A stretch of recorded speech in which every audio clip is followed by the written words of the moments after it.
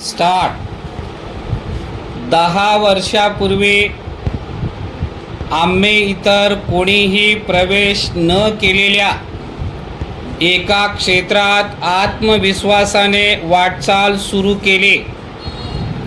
भारतीय लोक तंत्रज्ञानाचा वापर करतील की नाही अशी शंका घेतली जायची. त्या काळात आम्ही हा विचार बदलून तंत्रज्ञानाचा उपयोग करण्याच्या भारतीयांच्या क्षमतेवर विश्वास ठेवला.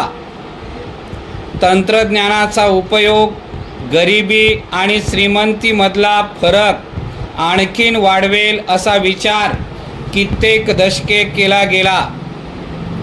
आम्ही ही मानसिकता बदलली आणि तंत्रज्ञानाच्या मदतीनेच ही तफावत कमी केली. परिच्छेद जेव्हा हेतू चांगला असतो तेव्हा नवीन उपक्रम वंचितांचे सक्षमीकरण करतात. जेव्हा दृष्टिकोन सर्वसमावेशक असतो तेव्हा तंत्रज्ञान संभ्रम अवस्थेतील लोकांच्या आयुष्यात परिवर्तन घडवून आणते. हाच विश्वास डिजिटल इंडियाचा पाया ठरला. सर्वांसाठी सोप्या सर्वसमावेशक डिजिटल तंत्रज्ञान, पायाभूत सुविधा निर्माण करणे आणि संधी उपलब्ध करून देणे यासाठी डिजिटल इंडिया अभियान सुरू करण्यात आले. परिच्छेद 2014 मध्ये इंटरनेटचा वापर मर्यादित होता.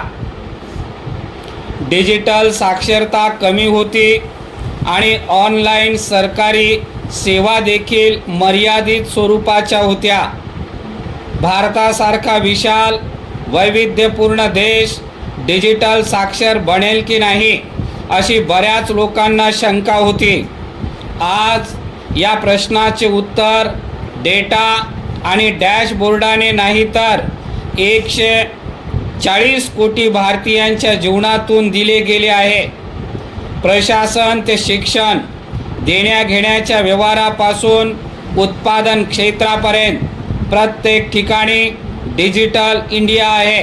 परिच्छेद 2014 मध्ये सुमारे 25 कोटी इंटरनेट कनेक्शन्स होते.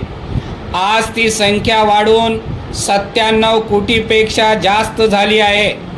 देशाच्या कानाकोपऱ्यात 42 लाख किलोमीटरपेक्षा जास्त लांब ऑप्टिकल्स फायबर केबलचे जाळे विस्तारले गेलेले आहे.